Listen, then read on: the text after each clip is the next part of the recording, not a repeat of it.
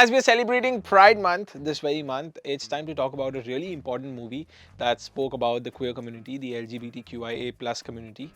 We are talking about Call Me By Your Name, this wonderful movie directed by Luca Guadagnino, a phenomenal filmmaker who's also directed some wonderful movies in the recent past, which include the likes of Queer as well. Well, this movie is based on the 2007 novel written by Andre Aciman, who also co-wrote the screenplay with James Ivory. It has a brilliant soundtrack by Sufjan Stevens. And well, let's talk about the plot of this very movie. The story beautifully captures the intensity, vulnerability, and excitement of first love between two young men, Elio and Oliver. It shows their emotions in a way that feels deeply personal and relatable, regardless of sexual orientation. Well, it's time for fun facts right here on Binge Watch. Here's the first fun fact. Timothée Chalamet's first breakout role at the age of 22 was this very movie. Well, now he has won so many awards, is working with some of the finest filmmakers in Hollywood. Well, this role was quite literally his breakout role.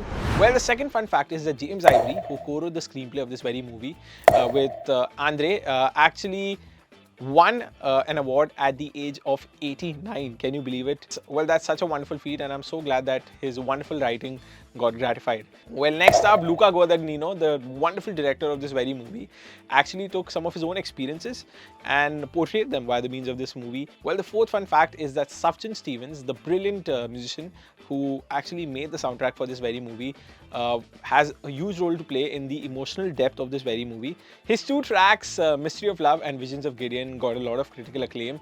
And well, let's talk about my favorite scenes from Call Me By Your Name. Well, here's my first favorite scene from this very movie, and it's the peach scene. Let me tell you why. This scene is famously intimate and symbolic. Elio uses a peach in a deeply personal moment, reflecting his vulnerability and the raw intensity of his feelings for Oliver.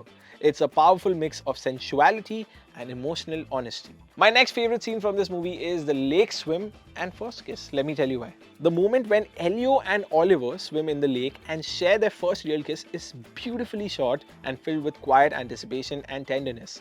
It's the blossoming of their connection, pure and natural. My last favorite scene from this movie is actually the last scene, and it's the final fireplace scene. Let me tell you why. Well, towards the end, when Elio sits by the fire and reflects on everything that's happened, the emotions hit full force. Timothée Chalamet's performance here is heart-wrenching, capturing the bittersweet nature of first love and loss. Well, Call Me By Your Name is a really important movie because it brought a queer story to the forefront, and that too in mainstream. It got a lot of critical acclaim. It was nominated for so many awards, including the Academy Awards as well.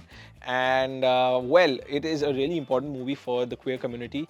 Well, I came across a really interesting comment from someone who watched this movie that I'd like to read out loud. I'm also a film and cinema lover for most of my life. Up until Call Me By Your Name, I have never seen a film that became so personal and emotional to me.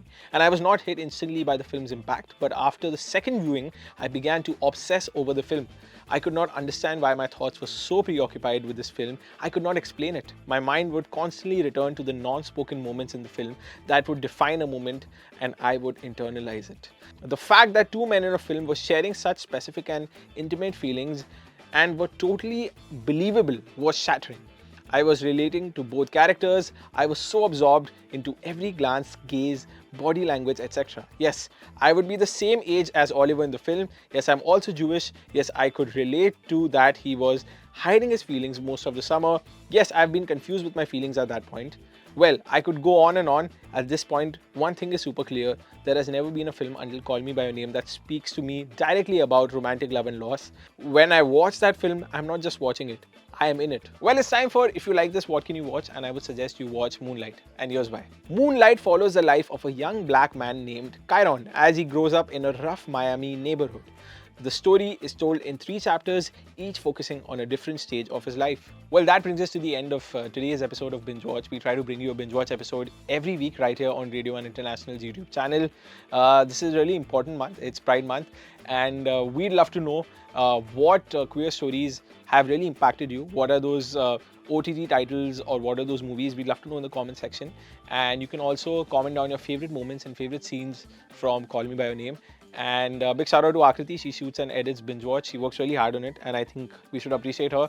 So if you've made it till this point of the video, please drop a heart for Akriti in the comment section, and we'll see you in the next one. Bye-bye. 94.3 Radio 1.